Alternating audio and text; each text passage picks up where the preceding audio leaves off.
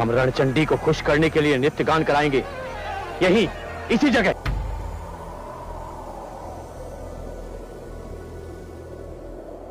हमें याद रखना,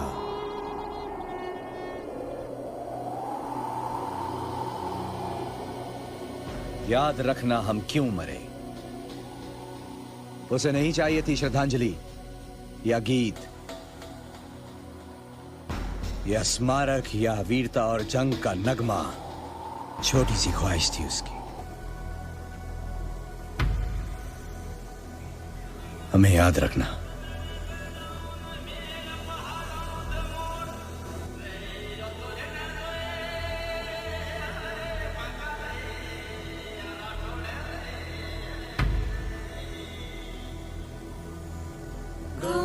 पुरखों के साका और जौहर को हम इतनी आसानी से नहीं बोल सकते।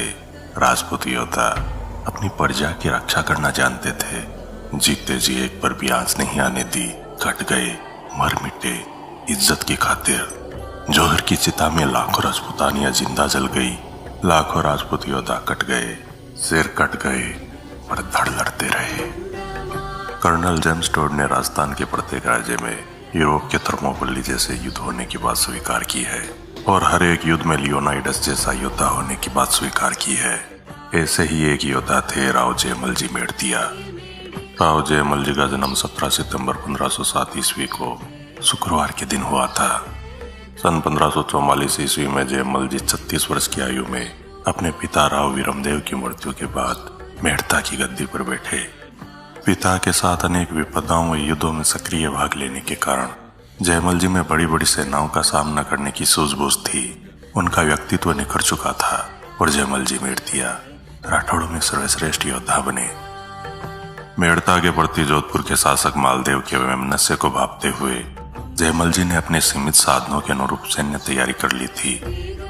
जोधपुर पर पुनः कब्जा करने के बाद राव मालदेव ने कुछ वर्ष अपना प्रशासन सुसंगठित करने के बाद एक विशाल सेना के साथ मेड़ता पर हमला कर दिया।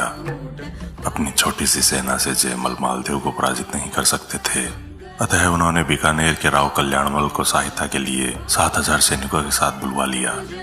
लेकिन फिर भी जयमल अपने सजातीय बंधुओं के साथ युद्ध कर रक्तपात नहीं करना चाहते थे, इसलिए उन्होंने राव मालदेव के साथ संधि की कोशिश भी की। लेकिन मालदेव ने एक न सुनी और मेड़ता पर आक्रमण कर दिया। पूर्णतया सचेत वीर जयमल जी ने अपनी छोटी सी सेना के सहारे जोधपुर की विशाल सेना को भयंकर टक्कर देकर पीछे हटने को मजबूर कर दिया। स्वयं मालदेव को युद्ध से खिसकना पड़ा।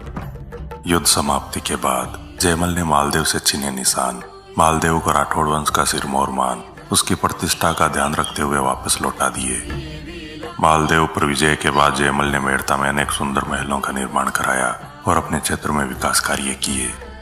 लेकिन इस विजय ने जोधपुर मेड़ता के बीच विरोध की खाई को और गहरा कर दिया था और बदले की आग में झुलसते मालदेव ने मौका देखकर 27 जनवरी 1557 को मेड़ता पर अधिकार कर लिया। उस समय जयमल जी और उनकी सेना हाजी खां के साथ युद्ध में छत थी और उनके खास योद्धा बीकानेर, मेवाड़ और शेखावाटी की ओर गए हुए थे। इसी गुप्त सूचना का फायदा मालदेव ने जयमल जी को परास्त करने में उठाया। मेड़ता पर अधिकार कर मालदेव ने मेड़ता के सभी महलों को तोड़कर नष्ट कर दिया।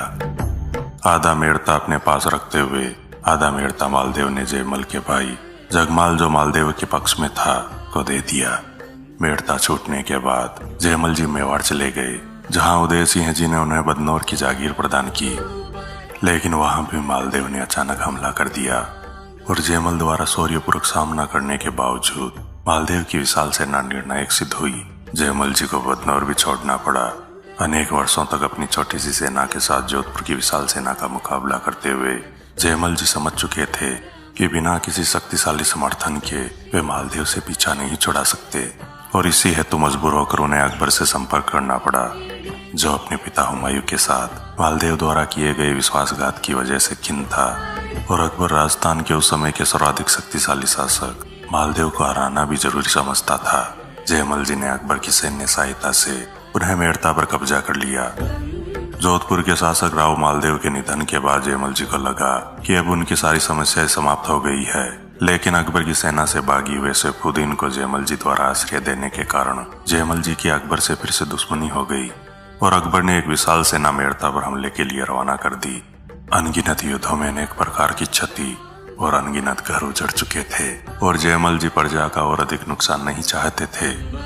इसी बात को मद्देनजर रखते हुए जयमल जी ने अकबर के मनसबदार हुसैन कुली खां को मेड़ता शांतिपूर्वक सौंपकर परिवार सहित बदनौर चले गए और अकबर के मनसबदार हुसैन कुली खां ने अकबर की इच्छा अनुसार मेड़ता का राज्य जयमल जी के भाई जगमाल को सौंप दिया।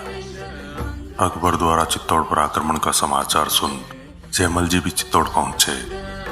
26 अक्टूबर 1567 ईस्वी को अकबर चित्तौड़ के पास नगरी नामक गांव में पहुंच गया, जिसकी सूचना महाराणा उदय सिंह को मिल चुकी थी और युद्ध परिषद की राय के बाद चित्तौड़ के महाराणा उदय सिंह ने वीर जयमल को 8000 सैनिकों के साथ चित्तौड़ दुर्ग की रक्षा का जिम्मा दे स्वयं दक्षिणी पहाड़ों में चले गए।